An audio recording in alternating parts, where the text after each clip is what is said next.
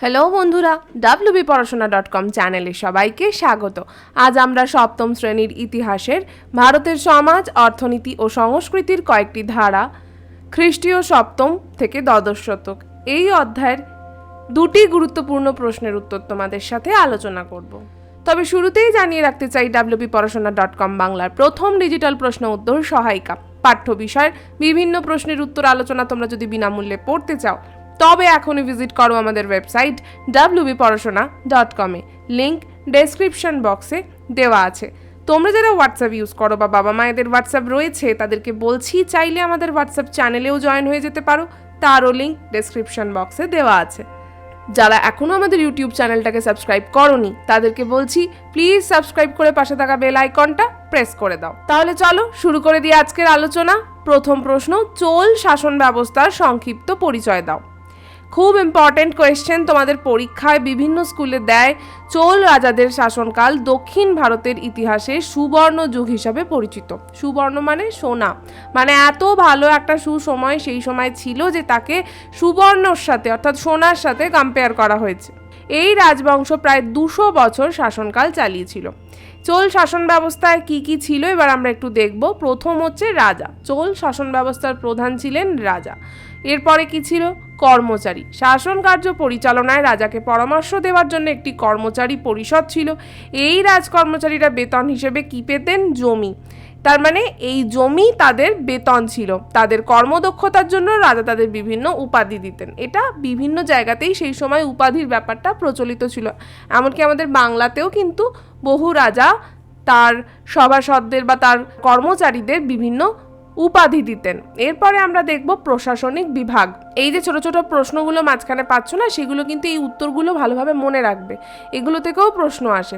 যেমন দেখো, চোল সাম্রাজ্য গ্রাম, জেলা এবং প্রদেশ নিয়ে গঠিত ছিল। এটা নিয়ে এরা প্রশ্ন দিতে পারে যে কি নিয়ে গঠিত ছিল, তখন কিন্তু লিখবে গ্রাম, জেলা এবং প্রদেশ। কয়েকটি কুররাম বা গ্রাম নিয়ে গড়ে উঠত নাড়ু বা জেলা।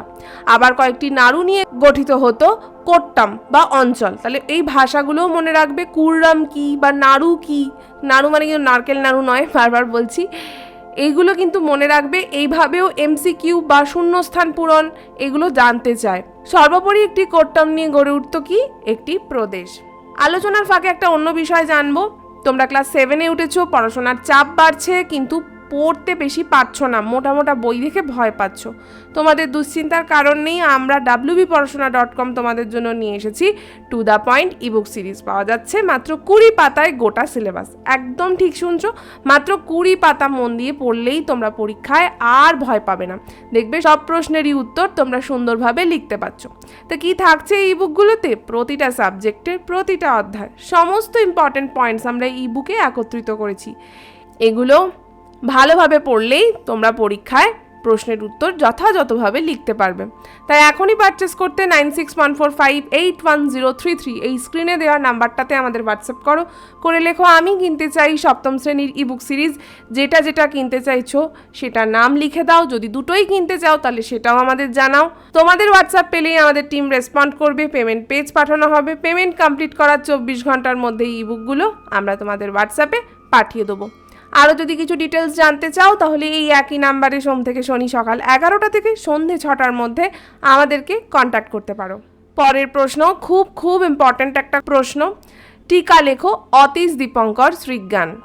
বাঙালি বৌদ্ধ আচার্যদের মধ্যে সর্বশ্রেষ্ঠ ছিলেন অতীশ দীপঙ্কর। তিনি কিন্তু একজন অসম্ভব বড় পণ্ডিত মানুষ ছিলেন। তিনি বিক্রমশীল, অদন্তপুরী এবং সোমপুরী মহাবিহারের আচার্য বা অধ্যক্ষ ছিলেন। তাঁর অসামান্য জ্ঞানের জন্য বিক্রমশীল মহাবিহারের আচার্যরা তাকে শ্রীজ্ঞান উপাধিতে ভূষিত করেন। কারা উপাধি দিয়েছিলেন এবং কি উপাধি দিয়েছিলেন এইটা মনে রেখো। তিব্বতের রাজা জ্ঞানপ্রভের বিশেষ অনুরোধে বার্ধক্যেও তিনি তিব্বতে যান, অর্থাৎ তিনি বৃদ্ধ বয়সে তিব্বতে গিয়েছিলেন। সেখানে তিনি বৌদ্ধ ধর্মের বিকৃতি দূর করে একটি বিশুদ্ধ ও উন্নত ধর্মচর্চা প্রবর্তন করেন। তার চেষ্টায় তিব্বতে বৌদ্ধ ধর্ম পুনরায় উজ্জীবিত হয়। তিনি তিব্বতী ও সংস্কৃত ভাষায় প্রায় 200-র বেশি বই লিখেছিলেন। তার উল্লেখযোগ্য গ্রন্থের নাম কি? বোধিপথ প্রদীপ। মনে রাখবে, এটির লেখক অতীশ দীপঙ্কর। আনুমানিক 1054 খ্রিস্টাব্দে তিব্বতের লাসা শহরের কাছে তাঁর মৃত্যু হয়। আজকের এই ছোট্ট আলোচনা এখানেই শেষ করছি। কেমন লাগলো আজকের পর্ব তা আমাদের অবশ্যই কমেন্ট করে জানিও। ভালো লাগলে লাইক আর শেয়ার করো।